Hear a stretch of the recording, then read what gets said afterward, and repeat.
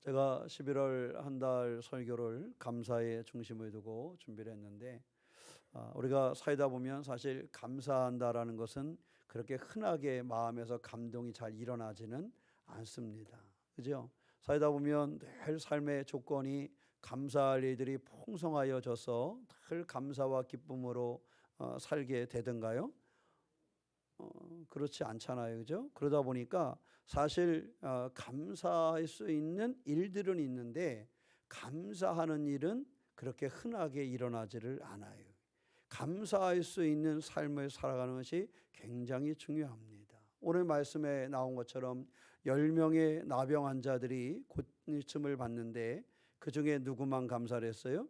한 사람만 감사했어요. 그러니까 10사람에게 모두 감사할 만한 상황이 되었지만, 감사할 만한 상황이 되었어도 실제적으로 와서 그 감사를 행동으로 표현한 사람은 몇 명에 불과했어요?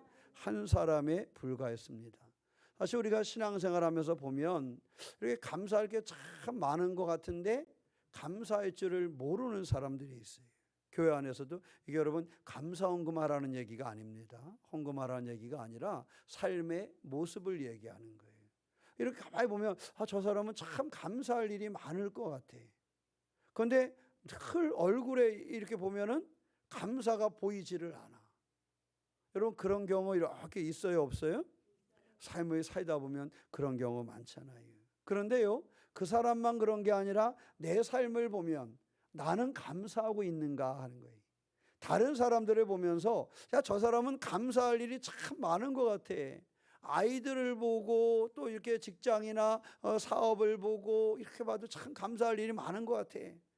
이렇게 생각을 했지만 별로 감사를 못 느낄 때가 있어요. 그런데 그것을 역으로 자신에게 들여서 보면 내 삶도 사실은 감사할 것이 굉장히 많은데 그 감사를 제대로 표현하지 못하는 그런 사람들도 굉장히 많습니다. 그래서 진정으로 감사의 삶을 살아가는 사람이 세상에 많지 않아요. 세상이 왜 행복하지 않을까? 감사를 잃어버리고 살기 때문에 행복하지 않습니다.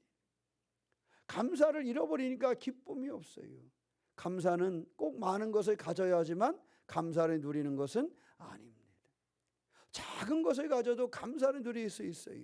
예전에 한번 말씀드렸잖아요. 우리 교회 아이들 데리고 필리핀으로 선교를 갔는데 보니까 아이들 진짜 다 지어진 운동화에 그 옷에, 근데 아이들이 그 흙탕 속에서의 농구를 하면서도 아이들이 너무너무 행복하게 하는 거예요.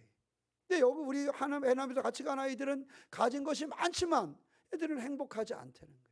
근데 거기에서 가진 것이 없지만 그 뛰어노는 그 아이들을 보면서 저희들은 뭐가 행복할까? 근데 걔네들은 행복하다라는 거예요. 즐겁다라는 거예요.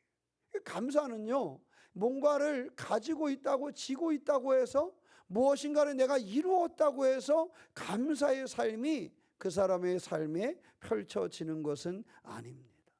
근데 신앙생활은요, 감사를 회복하지 않으면 신앙생활을 할 수가 없습니다. 오늘 10명의 이 나병 환자들 중에 한 사람만이 그의 삶이 회복된 것을 보고 감사로 하나님께 영광을 돌렸습니다. 그랬더니 예수께서 그에게 뭐라고 말씀하셨어요? 일어나 가라, 내 믿음이 너를 구원하였느니라. 10사람의 사람들이 있었지만, 그리고 10사람의 삶의 환경에 모두가 그것이 회복되는 그러한 역사를 경험했지만 거기서 오직 구원받은 사람은 몇 명이었어요? 한 명이었어요.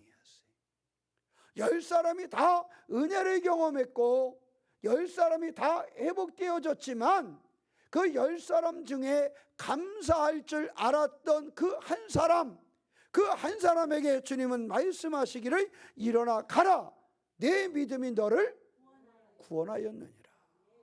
그래서 10명의 사람들이 은혜를 경험했지만 그 10명의 사람들 중에 감사로 신앙의 고백을 할 줄 알았던 그 사마리아 사람, 그 한 사람만이 주님이 보시기에 내 믿음이 너를 뭐하였다? 구원하였다.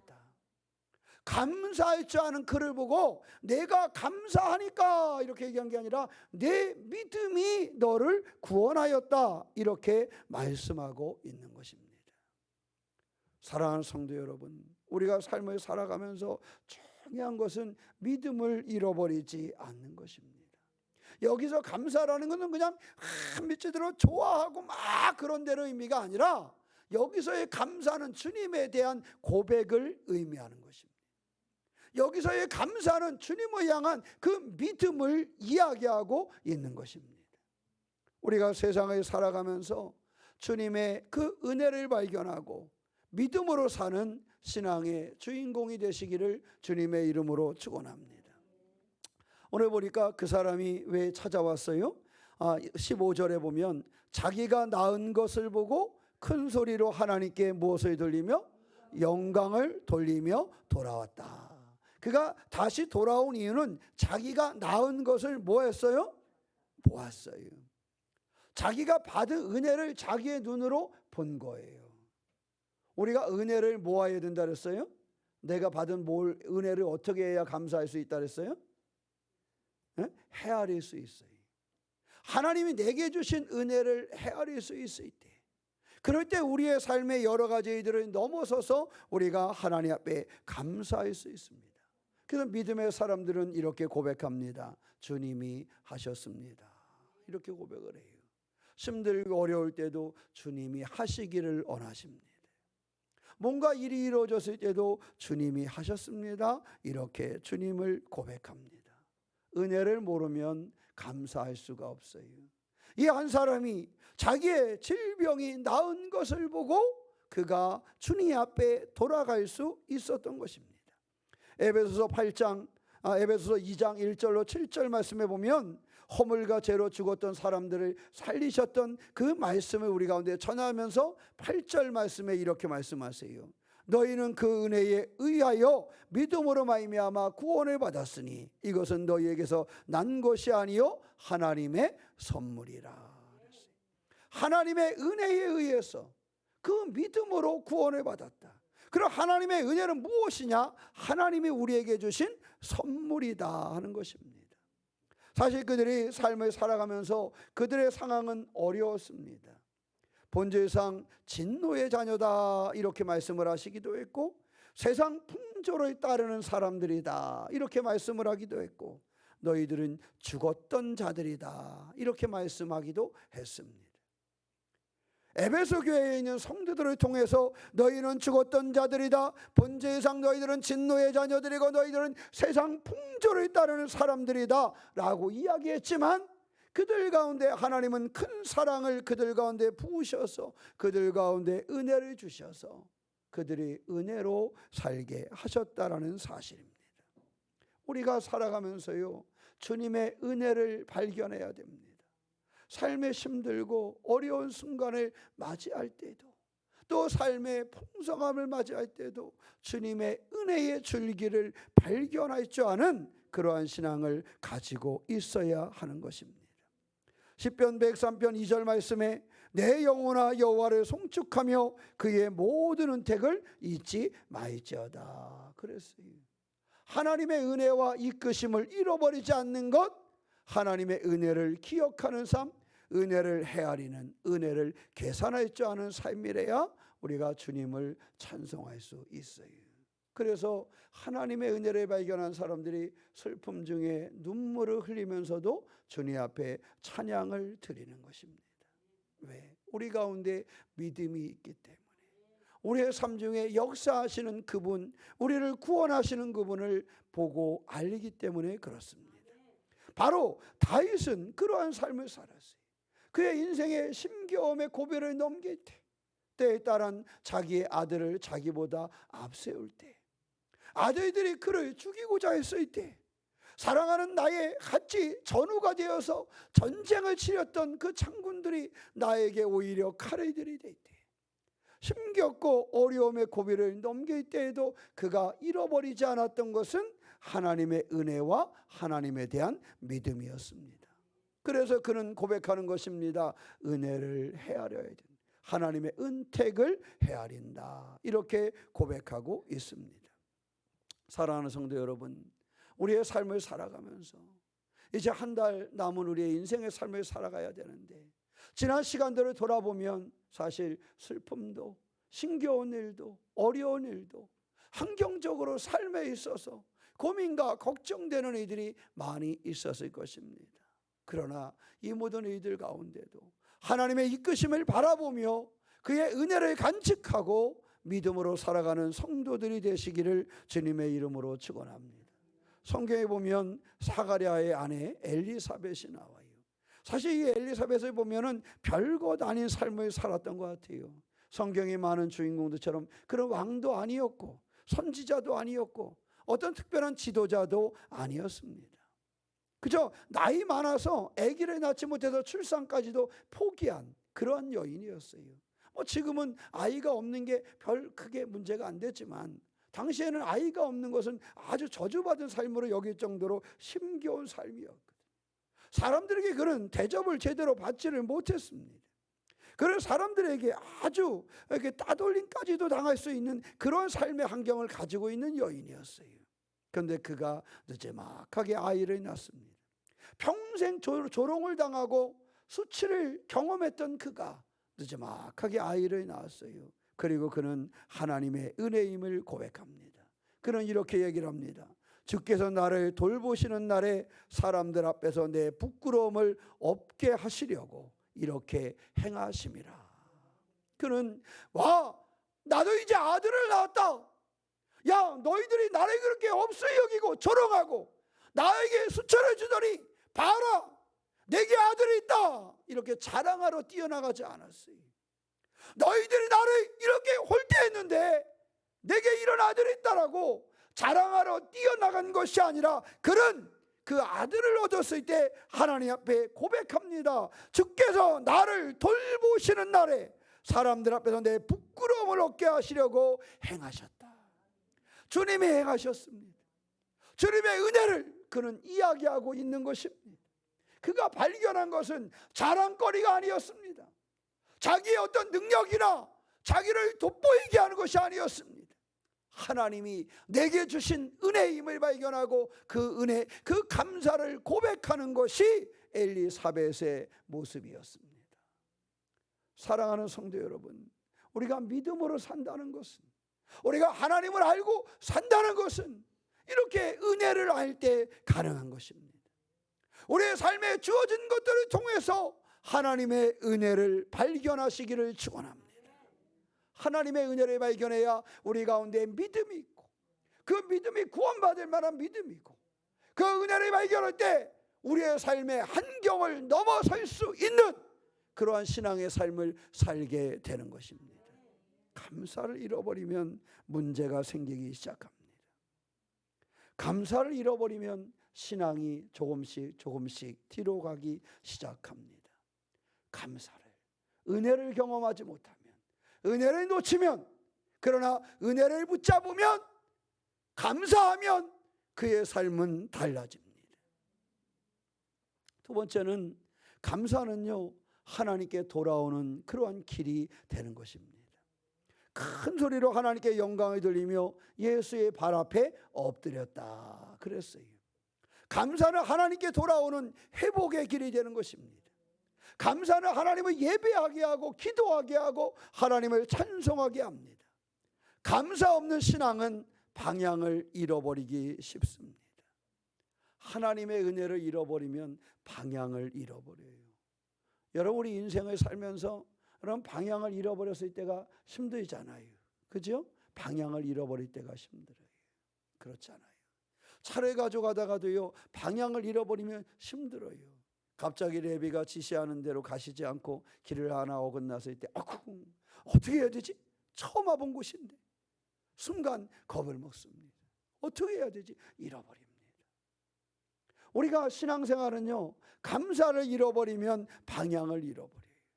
하나님의 은혜를 잃어버리면 방향을 잃어버려요. 그때 어떤 사람은 그 어려움을 굉장히 가지고 있는데 감사, 그 은혜를 간직하고 있으면 그 어려움을 뚫고 나아가더라고요. 그 은혜를 간직하면 그것을 이겨낼 수 있는 능력이 되더라고요.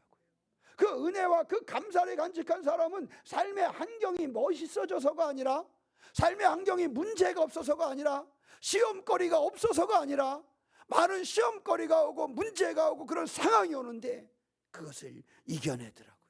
왜? 감사가 있거든.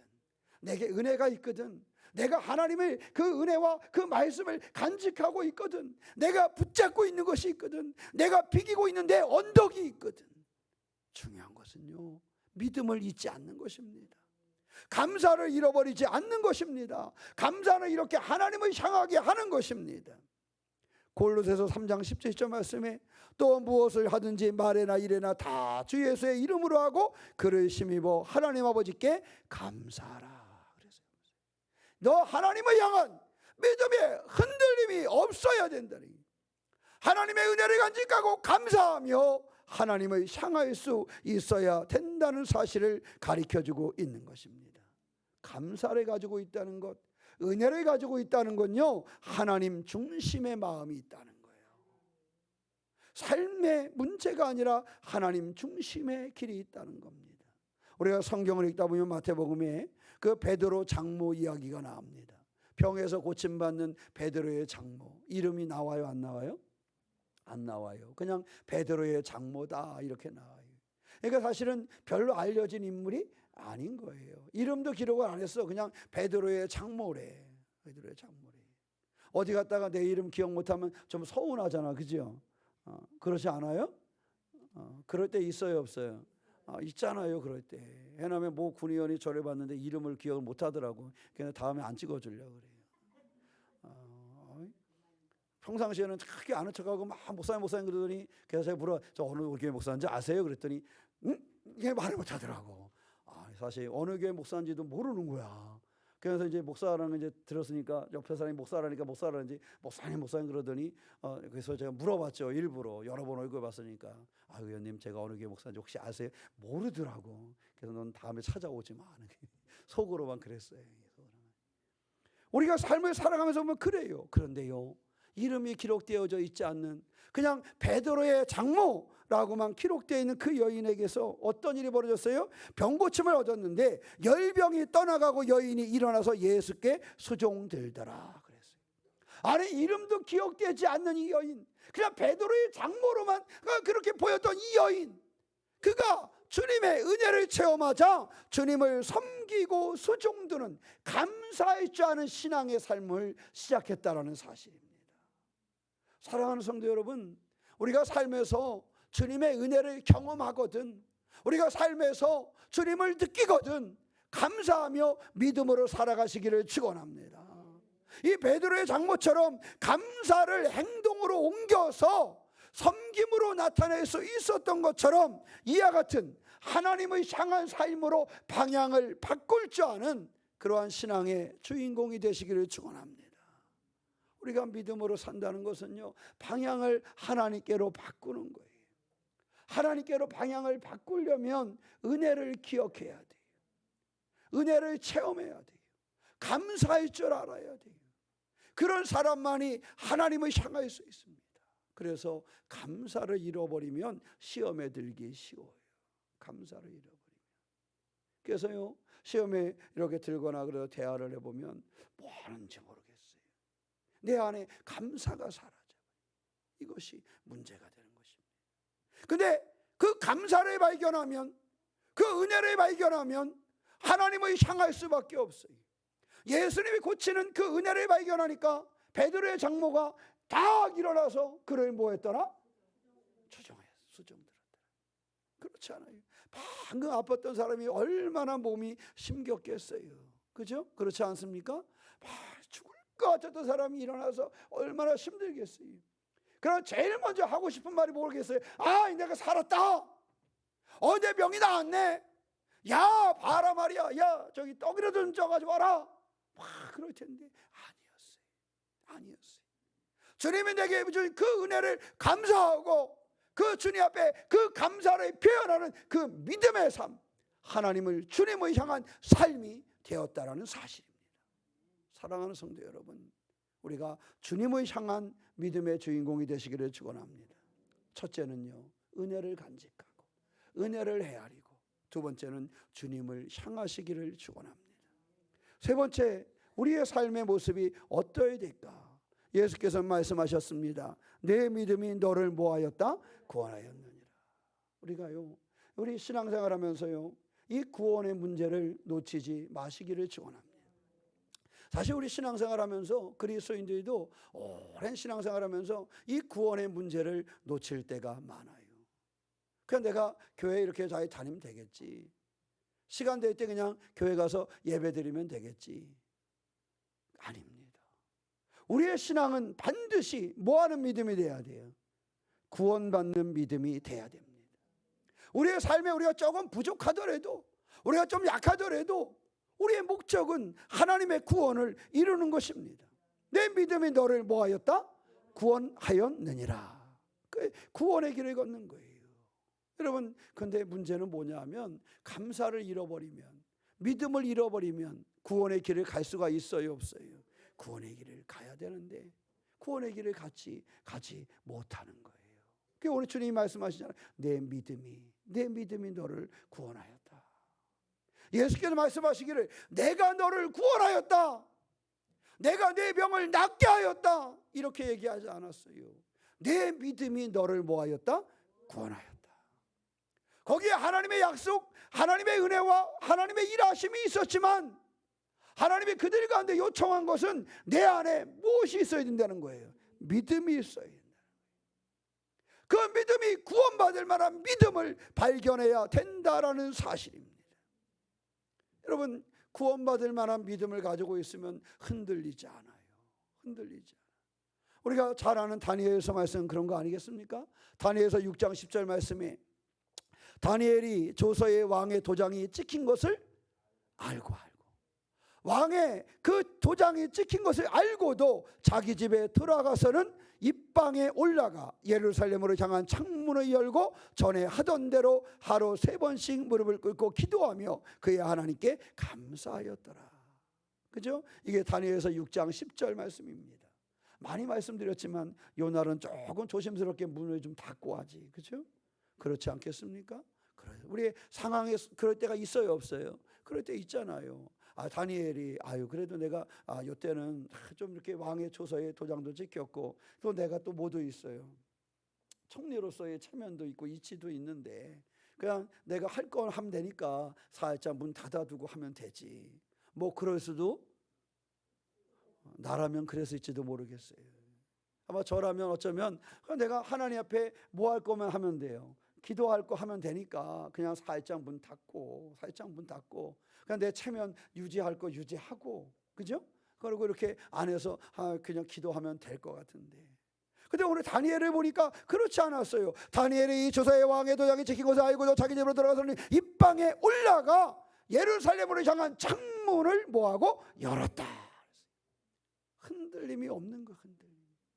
심겨운데 내가 잘못하면 죽을 수도 있는데, 아니 사실 별거 아니에요. 다니엘이 포로로 끌려가서 그 나라의 총리가 된 거 아니에요. 얼마나 많은 사람들의 미움을 받았겠어요.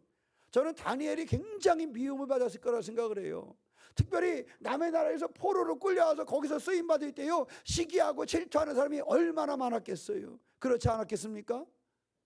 그는 살아가면서 그를 죽이고자 하는 사람들이 엄청났을 거예요. 그냥 생각만 해도 보이지 않습니까? 그런데 그러면 조심하면 좋잖아요. 그런데 그가 신앙의 담대함을 가지고 있었다라는 겁니다. 신앙의 담대함을 가지고 흔들리지 않았어요. 왜? 하나님이 나에게 은혜 주셨다는 그것을 이 다니엘은 놓치지 않았어요. 하나님의 감사하는 신앙을 가지고 있었어요. 그래서 그는 그것을 꽉 붙잡고 있으니까 흔들리지가 않는 거예요. 흔들리지가 않는 거예요. 예전에 저는 그런 얘기를 들을 때 그냥 사실 흘려들었어요. 어느 목사님이 그러셨대요. 뭐 제가 모르는 이야기는 하지 않고 아는 이야기를 하면, 저희가 예전에 우리에게 부흥회를 왔던 윤주대 목사님이라고 대학원에 같이 공부했던 목사님인데 지금은 은퇴했어요. 나이가 많을 때 늦게 신학을 했거든요. 그분이 왜 신앙생활을 시작을 했느냐. 그 사모님이 신앙생활을 열심히 했었는데 그분은 신앙생활을 안 했어요. 사업이 굉장히 잘 됐습니다. 그래서 공부를 엄청 잘했어요. 우리 교회 자주 오셨던 이세영 교수님 밑에서 조교를 했어요. 근데 이세영 교수님보다 나이가 많아요. 근데 공부를 엄청 잘했어요. 영어도 엄청 잘하고 미국 가서 살지도 않았는데 영어 웬만한 건 번역 다 해놓고 우리는 한글로 된 책까지 공부할 때 영어로 된 책 공부해 가져와서 얘기하고 그러더라고. 일어도 엄청나게 잘한 그런 분이었어요. 근데 그분이 그러더라고요. 사업이 너무 잘 됐는데 고등학교밖에 안 나오고 사업을 이렇게 직장에 딱 가서 했는데 너무 직장생활 잘해서 몇 년 만에 내가 이제 사업이 이제 잘 된 거예요. 어느 날 집에 와가지고요, 차를 후진하다 애를 쳤어. 누구 애를? 자기 애를. 이 자기 애가 세상에 떠났어요. 이 목사님이 고민에 빠진 거예요. 삶이 뭘까? 내 차로 내가 사랑하는 내 아들을 쳤어요. 그것도 어디서 막 달리고 어디 즐겁게 여행 가다 그런 게 아니야. 집에 밤늦게 사업하고 들어와서 이렇게 후진하다가 쳤어. 아이가 세상을 떠났어요. 삶이 뭘까? 사는 게 뭐지? 우리 아이는 어디로 갔을까? 나하고 함께 밥을 먹고 함께 즐거워했는데 내가 이 사업을 열심히 한 거 우리 아이들하고 정말 잘 살아보고 싶었었던 건데 우리 아이는 어디로 갔을까? 산다는 게 뭘까? 모든 사업을 내려놨어요. 그리고 고민하기 시작을 합니다. 그리고 아내가 다니던 그 교회를 나가 신앙생활하기 시작을 합니다. 그가 묻습니다. 하나님, 당신이 계시다면 내가 뭡니까? 아이를 죽이고자 한 건 아니었지만 이 아이를 앞세워보내요. 아이는 어디에 갔을까요? 우리는 어디를 향해야 됩니까? 그 물음과 고민 가운데 그가 발견한 것은 하나님이었습니다. 그리고 주님을 만나고 그가 내 마지막 순간을 주님을 위해서 살겠노라고. 사실 신학대학 나와도 목회할 연한이 몇 년 안 남았어요. 근데 그 모든 것을 내려놓고 보통요, 사업하는 사람이 사업이 안 돼서 신학했다는 사람은 많은데요, 사업이 잘 됐는데 내려놓고 온 사람은 많지 않습니다. 사업이 잘 됐는데 그것을 내려놓고 하나님이 우리의 삶이 뭘까? 이것을 고민하고 나누다가 그가 하나님을 향해서 왔어요. 근데 저는 그분의 삶을 보면서 놀랐습니다. 그의 목회가 그렇게 어떻게 잘 됐을까요? 쉽지 않습니다. 연세도 있으신 분이 늦게 도시의 교회 개척을 해서 2층에서 목회하면서 쉽지 않았어요. 은퇴할 때까지도 쉽지 않았어요. 그런데요, 흔들리지가 않더라고요. 흔들리지가 않아요. 인천의 간석동의 간석역 앞에 그 2층에 교회가 있어요. 지금은 은퇴하셨죠. 흔들리지 않아. 교회가 어려운데 가서 물어봐. 형님 어떻게 지내세요? 이제는 눈이 잘 보이지 않아. 눈도 수술을 흔들리지 않아. 가서 수술하고 어려운데도 흔들리지 않고 가서 새벽에 나가 예배를 드리고 하나님을 향해 흔들리지 않더라고요. 왜 흔들리지 않는가? 주님의 은혜를 발견하고 나니까 그가 주님을 위하여 살기로 결심한 이후에 흔들리지를 않더라고요. 물어봤어요. 형님, 이제 와서 목회를 시작해도 10년도 못 하실 텐데 뭘 그렇게 목회를 하시려니까? 하나님이 나를 쓰시기 원하는데 해야지. 그렇다면 모두 누군가 모셔가서 어느 교회 이것도 아닌데 스스로에 있는 거에 다 그래서 개척을 해서 그 어려움 중에 그래 나가는데 흔들리지 않더라고요. 은퇴할 때까지 흔들리지 않더라고요. 왜? 주님의 은혜를 발견하고 주님 앞에 감사하고, 그러니까 아이를 앞세웠는데도 그 속에서 주님을 발견하고 흔들리지 않고 하나님 앞에 믿음의 고백을 가지고 어려움을 이겨내며 주님을 섬기는 그러한 삶의 모습을 보았습니다. 사랑하는 성도 여러분, 우리가 감사를 잃어버리면, 우리가 은혜를 잃어버리면 우리는 흔들려요. 우리가 은혜를 잃어버리면 신앙이 흔들리고 삶의 터전이 흔들려요. 감사를 잃어버린 사람들 삶의 터전이 흔들거려서 매일 술 한 잔씩 하면서 어떻게 살지를 알지 못하는 순간을 살아갑니다. 그러나 믿음을 발견하고 은혜를 발견하고 감사를 발견한 사람은 삶의 환경에 여러 가지 문제와 아픔이 오는데 흔들리지 않더란 말이죠. 다니엘이 죽을 고비가 왔지만 흔들리지 않아. 왜? 나는 주님의 은혜를 경험했어. 내가 이 먼 땅에 포로로 잡혀와서 저 시기하고 나를 죽이고자 하는 수많은 그 어려움을 경험하지만 주님이 나와 함께 하심을 알았고 그 은혜를 붙잡았어요. 그래서 이 다니엘은 흔들리지 않아. 창문을 열어 누가 보든지, 누가 나를 보고 지금 죽이러 온다 할지라도 나는 예루살렘을 향하여 창문을 열고 내가 기도하겠다. 이것이 흔들리지 않는 믿음이 된 것은 그 은혜와 감사함 속에 있었기 때문입니다. 사랑하는 성도 여러분, 여러분의 심령 속에 하나님의 은혜를, 하나님을 향한 감사를 놓치지 마시기를 축원합니다. 그걸 한번 헤아려 보세요. 내게 주셨던 은혜를 헤아려 보세요. 여러분, 자살하려는 사람이 사는 방법이 뭔지 아세요? 내가 살아야 될 이유를 적어보는 거예요. 죽을 사람은 어떤 사람이 죽는지 아세요? 내가 죽을 이유를 적어보는 거예요. 다 죽을 이유야. 다 죽을 이유야. 죽을 수밖에 없어요. 근데 살고 싶은 사람은 내가 살아야 될 이유를 적어보는 거예요. 내가 살아야 될 이유를 적어보면 살게 되어져 있는 것입니다.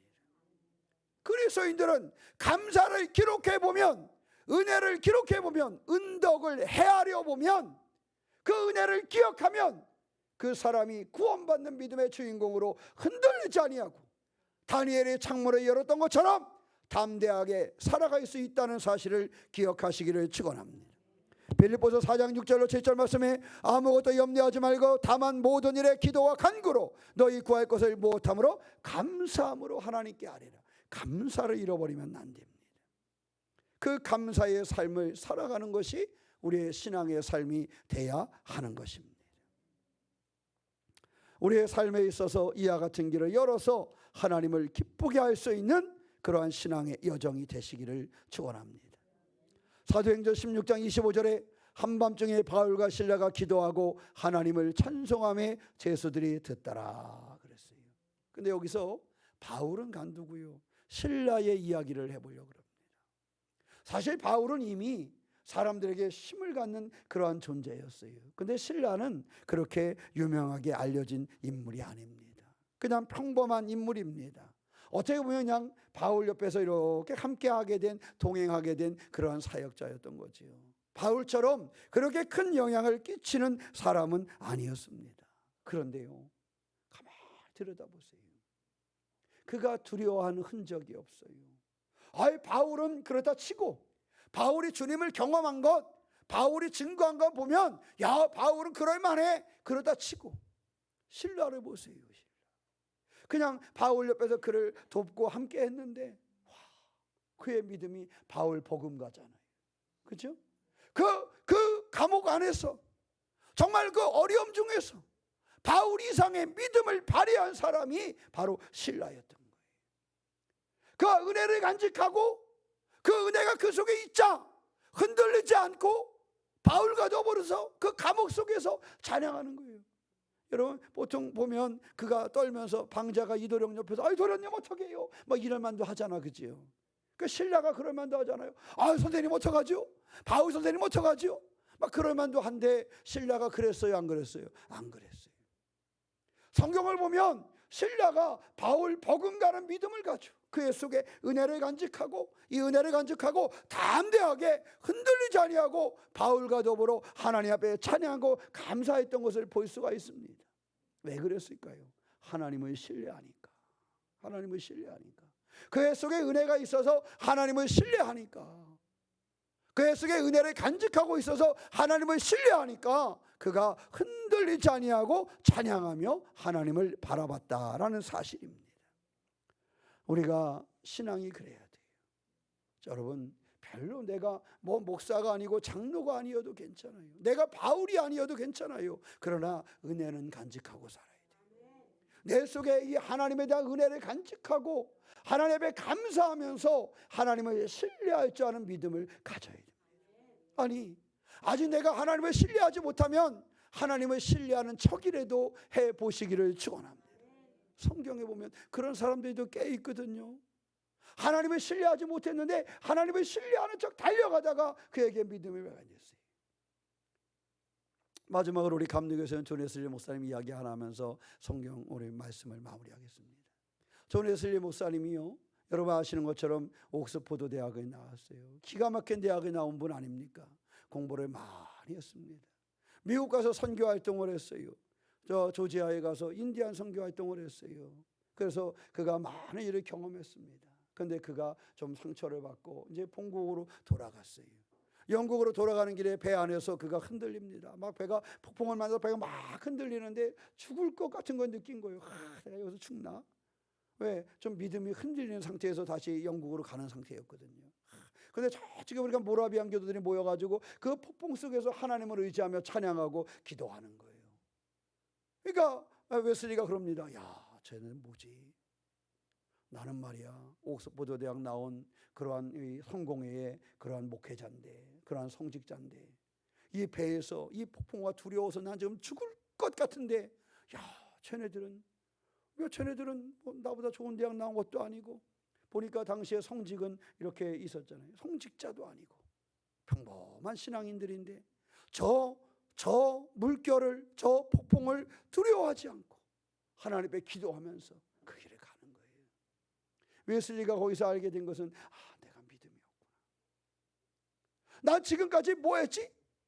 나는 조지아에서 인디안들 선교한다고 활동하고 조지아에 이민가 있는 사람들에게 기도해주고 말씀 전했는데, 야, 나는 뭐지? 그가 돌아가면서 그럽니다. 나는 믿음이 없네. 좋은 대학 나오고 그 성공의 성직자가 되었는데 나는 아무것도 가진 게 없네. 저 사람들은 이 폭풍 속에서도 저 하나님을 신뢰하면서 저렇게 기도하는데 나는 뭘까? 두려움에 빠졌습니다. 그래서 웨슬리가 영국으로 돌아갔어요. 근데 돌아갔는데 그때부터 설교해야 되는데 설교할 자신이 없어요. 내게 무엇이 없어요? 믿음이 없으니까. 그래서 웨슬리가 편지를 썼습니다. 어느 분에게. 야, 내가 믿음이 없는 걸 발견했는데, 내가 믿음이 없다. 나 믿음이 없는데 나 이제 설교할 자신도 없다. 나 어떻게 살아야 될까? 이렇게 편지를 썼어요. 그랬더니 그 편지를 받았던 분이 답장을 이렇게 썼습니다. 웨슬리야, 너 내게 믿음이 없다는 걸 발견했니? 그럼 더욱 설교해라.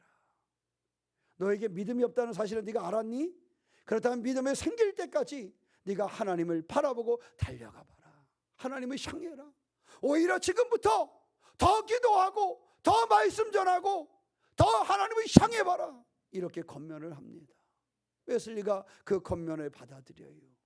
그래, 내게 믿음이 없지만 내가 더욱 열심히 하나님의 말씀을 설교하고 기도하고 하리라. 그래서 웨슬리가 그렇게 삽니다.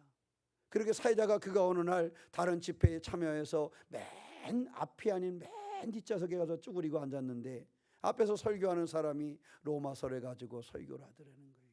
근데 그 시간에 그렇게 눈물이 나면서 주님, 내가 주님의 은혜를 몰랐군요. 내가 주님의 은혜를 잃어버리고 살았군요. 이것을 발견하고 펑펑 울었다는 거예요. 그게 5월 24일. 그래서 우리 기독교 감리교에서는 5월 24일을 웨슬리 회심 기념 주간으로 지키면서 우리도 그렇게 살자 이렇게 결단하는 날이 된 것입니다. 사랑하는 성도 여러분, 은혜를 발견하면 삶이 달라집니다. 혹시 지금 하나님의 은혜를 발견하고 경험한 사람들은 그 은혜를 간직하고 사시기를 축원합니다. 그 은혜를 가지고 감사로 주님을 바라보면서 삶을 열어가시기를 축원합니다. 흔들리지 말고 하나님 앞에 쓰임받는 그런 믿음의 주인공으로 달려가시기를 축원합니다. 혹시 하나님의 은혜가 내 속에서 흔들리는 분이 계십니까? 내가 은혜를 받았는지 예전에는 받았던 것 같은데 지금은 혹시 조금 흔들리는 분이 계십니까? 아니면 아직까지 내가 주님을 체험하지 못한 것 같은 그러한 사람들이 있습니까?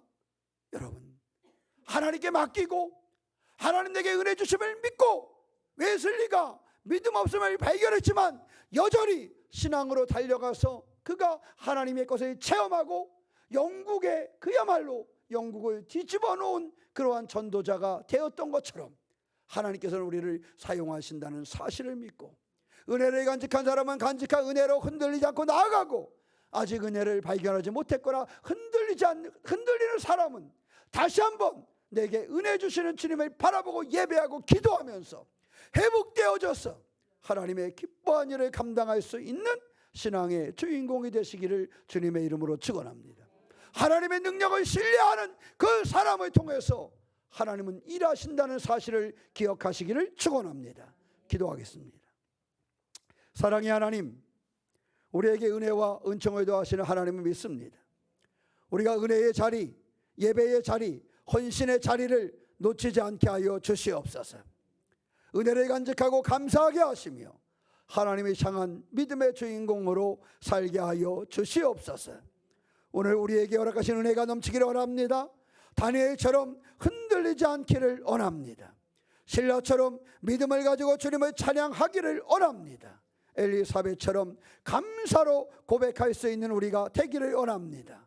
하나님의 은혜를 간직하고 고백하며 흔들리지 아니하고 승리하는 삶의 여정을 살게 하여 주시옵소서. 주님, 우리 가운데 계심을 믿사오며 우리 주 예수님의 이름으로 기도하옵나이다. 아멘.